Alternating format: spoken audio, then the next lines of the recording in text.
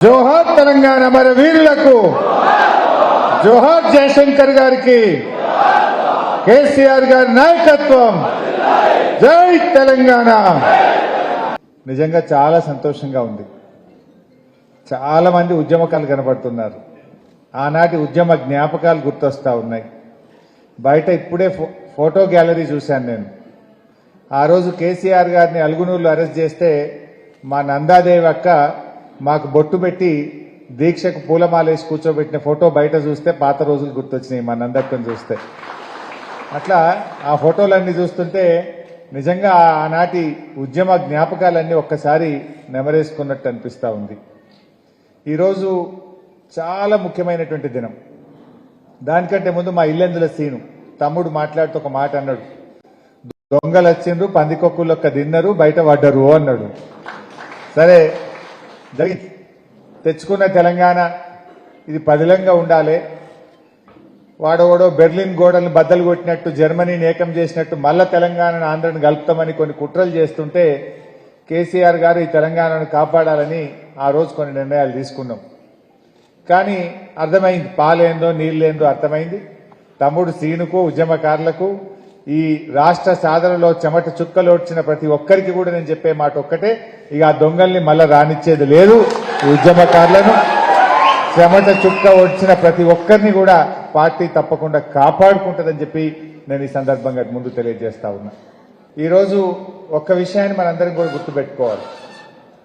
November 29 దీక్షా దివస్. ఈ దీక్షా దివస్ కు చాలా ప్రాధాన్యత ఉన్నది. అసలు దీనికంటే ముందు ఒక 2 నిమిషాలు అసలు మనం మాట్లాడుకోవాల్సిన అవసరం ఉంది.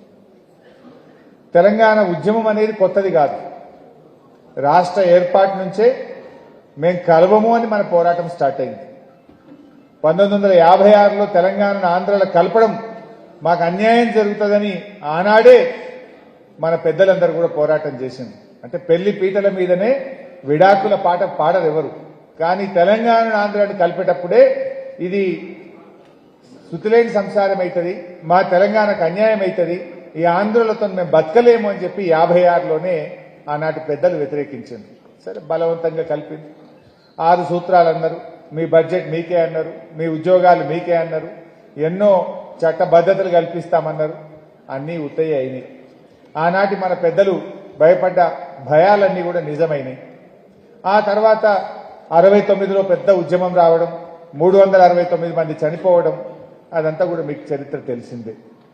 ఇంకా ఆ తర్వాత ఏమైందంటే ఇక ఏడొస్తే తెలంగాణ, గంత పెద్ద ఉద్యమంలో తెలంగాణ రాలేదు, అన్ని బలిదానాలు జరుగుతున్నాయి తెలంగాణ రాలేదు, 11 ఎంపీలు గెలుస్తున్నాయి తెలంగాణ రాలేదు, ఇంకేమొస్తుందని నీరు గారిపోయిన పరిస్థితి. ఆ సమయంలో దేశంలో కొత్తగా 3 రాష్ట్రాలు ఏర్పడ్డాయి. జార్ఖండ్, ఛత్తీస్గఢ్, ఉత్తరాఖండ్. ఈ 3 కొత్త రాష్ట్రాలు ఏర్పడ్డప్పుడు మళ్లీ ఆశలు చిగురించినాయి. ఎవరో ఒక నాయకుడు కావాలి అని అందరూ ఎదురు చూస్తున్నారు. ఆచార్య జయశంకర్ గారు పెళ్లి చేసుకోలేదు, ఆయన జీవితమంతా తెలంగాణ కోసం అంకితం చేసింది. ఆయన జీవితమంతా తెలంగాణకు జరుగుతున్న అన్యాయాలను రాస్తూ రాస్తూ ఎప్పటికైనా కేసీఆర్ లాంటి ఒక నాయకుడు రాకపోతాడా అని చెప్పి ఆయన పోరాటం కొనసాగిస్తూనే ఉన్నాడు. ఆ సమయంలో కరెంటు బిల్లులు పెంచడం, తెలంగాణ రైతుల నడ్డీ విరిచే ఆనాటి ముఖ్యమంత్రి నిర్ణయాన్ని వ్యతిరేకిస్తూ జై తెలంగాణ అని కేసీఆర్ గారు బయలుదేరింది. ఇదే సరి అయిన సమయం. దేశంలో సంకీర్ణ యుగాలు నడుస్తున్నాయి. రాజకీయ ప్రక్రియ ద్వారా తెలంగాణ సాధిస్తాము అని చెప్పి 2001 ఏప్రిల్ 27లో జలదృశ్యంలో హైదరాబాద్లో కేసీఆర్ గారు పార్టీని ప్రారంభించారు. మన సిద్దిపేటలోనే మా మల్లన్న ఉన్నాడు. ఇక్కడ కోనాయిపల్లి గ్రామంలో వెంకటేశ్వర స్వామికి దండం పెట్టుకొని, తాను నమ్మిన దేవుడికి దండం పెట్టుకొని సిద్దిపేట నుంచి బయలుదేరిండు కేసీఆర్. ఇక్కడి నుంచి బయలుదేరి పార్టీ ప్రారంభించి అద్భుతంగా ముందుకు తీసుకొని పోయింది. మరి ఆ రోజు ప్రారంభమైన ఉద్యమం మరి 2004 దాకా చాలా పోరాటాలు జరిగినాయి. పార్టీ పెట్టిన తొలినాళ్లలోనే కరీంనగర్, నిజామాబాద్ జిల్లా పరిషత్తులు గెలిపించుకున్నాం. పార్టీని బలోపేతం చేసింది, రాజకీయ పార్టీగా మలిచింది. 2004లో కాంగ్రెస్ పార్టీ మనతో పొత్తు పెట్టుకుంటామన్న నాడు కాంగ్రెస్ తో తెలంగాణ ఇస్తామని ఒప్పిస్తే కాంగ్రెస్ ఒప్పుకొని జై తెలంగాణ అంటే ఆ రోజు మనం పొత్తు పెట్టుకున్నాం. దాదాపు 26 మంది ఎమ్మెల్యేలు గెలిచాం. కేసీఆర్ గారు ఢిల్లీకి పోయింది, మనం 5 ఎంపీలు గెలిచాం. మీరు ఢిల్లీలో కేంద్ర ప్రభుత్వంలో చేరండి అని కేసీఆర్ అడిగితే నేను మంత్రి పదవుల కోసం ఢిల్లీ రాలేదు, నాకు వద్దు మంత్రి పదవి, నాకు తెలంగాణ కావాలి అన్నాడు.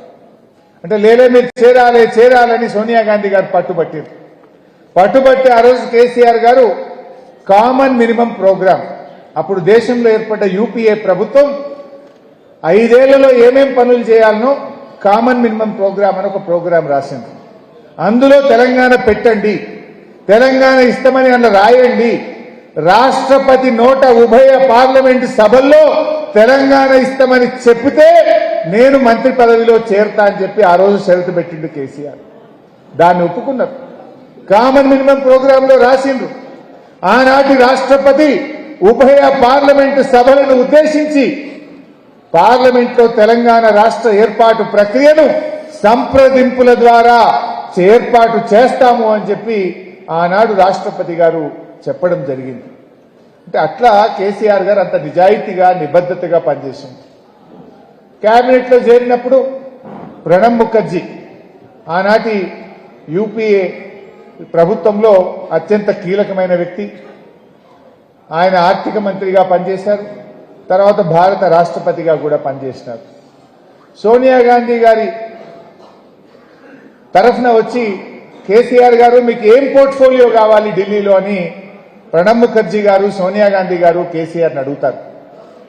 నేను మంత్రి పదవి కోసం రాలేదు, నేను శాఖల కోసం రాలేదు, నేను తెలంగాణ కోసం ఢిల్లీకి వచ్చాను అని చెప్పాడు కేసీఆర్.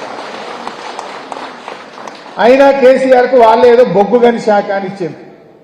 అప్పుడు తమిళనాడులో ఉన్న డిఎంకే పార్టీ మాకు బొగ్గుగని శాఖ మాకే కావాలి, లేదా మేము వెళ్ళిపోతాం గవర్నమెంట్కి, ఈ గవర్నమెంట్ కూలగొట్టమన్నారు. కేసీఆర్ గారి సోనియా గాంధీ దగ్గర పోయి నాకు ఈ బొగ్గు శాఖ వద్దు, ఏ శాఖ వద్దు, నేను వచ్చింది తెలంగాణ కోసం, ఆ డిఎంకోళ్ళు అడుగుతున్నట్టు వాళ్ళకి ఇచ్చేసేయండి, నాకు ఈ శాఖ అవసరం లేదు వాళ్ళకి ఇచ్చేయండి అని శాఖ లేని మంత్రిగా 6 నెలలు ఢిల్లీలో మంత్రిగా పనిచేశాడు. అయితే ఈ విషయం నేను చెప్పడం కాదు, భారత రాష్ట్రపతిగా పనిచేసిన కాంగ్రెస్ పార్టీ అగ్రనాయకుడు ప్రణబ్ ముఖర్జీ గారు ఒక పుస్తకం రాశారు. ద కోయలిషన్ ఇయర్స్ అని ఒక పుస్తకం రాశారు ప్రణబ్ ముఖర్జీ గారు. ద కోయలిషన్ ఇయర్స్ అని రాష్ట్రపతిగా పనిచేసిన ప్రణబ్ ముఖర్జీ ఒక పుస్తకం రాశాడు. ఆ పుస్తకం 2017వ సంవత్సరంలో విడుదలైంది. ఆ పుస్తకంలో ఆయన ఏం రాస్తాడంటే కేసీఆర్ గురించి, నేను కేసీఆర్ గారిని ఏ శాఖ కావాలి అని అడిగితే నాకు తెలంగాణ శాఖ కావాలి, నేను శాఖ కోసం రాలేదు, మంత్రి పదవి కోసం రాలేదు అని చెప్పిన ఒక నాయకుడు కేసీఆర్ అని చెప్పి ఆ పుస్తకంలో రాశాడు. రాస్తూ కేసీఆర్లో నేను ఆ నిబద్ధత చూశాను. ఈనాటి రాజకీయ నాయకుల్లో నాకు ఈ శాఖ కావాలి, నాకు పెద్ద మంత్రి పదవి కావాలనే రోజుల్లో నాకు శాఖే వద్దు అన్న ఒక నిబద్ధతను కేసీఆర్ లో చూశాను అని తన పుస్తకంలో రాశాడు ప్రణబ్ ముఖర్జీ గారు. అంతేకాదు, నా లక్ష్యం తెలంగాణ, నాకు తెలంగాణ కావాలి, మీరు ఏ శాఖ ఇచ్చినా నాకు పర్వాలేదు, కానీ నాకు తెలంగాణ ముఖ్యమనేటువంటి మాట కేసీఆర్ చెప్పిండు. ఇది కేసీఆర్ లో ఉన్నటువంటి కమిట్మెంట్ అనేటువంటి మాట ప్రణబ్ ముఖర్జీ గారు తన పుస్తకంలో తాను రాసినటువంటి మాట. ఈ మాట అంటే అంత పోరాటం. ఇవాళ ఎవడెవడో కేసీఆర్ గురించి మాట్లాడుతున్నాడు, తలకు మాసినోడల్లా మాట్లాడుతుండు. నిజంగా కేసీఆర్ గారు అంత నిబద్ధతతో పనిచేయకపోతే ఇవాళ తెలంగాణ వచ్చినా? ఇప్పుడు నేను చెప్తున్న మాటలు మనం చెప్పుకున్నది కాదు, కాంగ్రెస్ పార్టీ అగ్రనాయకుడు భారత రాష్ట్రపతి ప్రణబ్ ముఖర్జీ చెప్పిన మాట. కేసీఆర్ నీతి, నిజాయితీ, నిబద్ధత గురించి ఆ రోజు ఆయన చెప్పిన మాట నేను ఈరోజు గుర్తు చేస్తా ఉన్నా.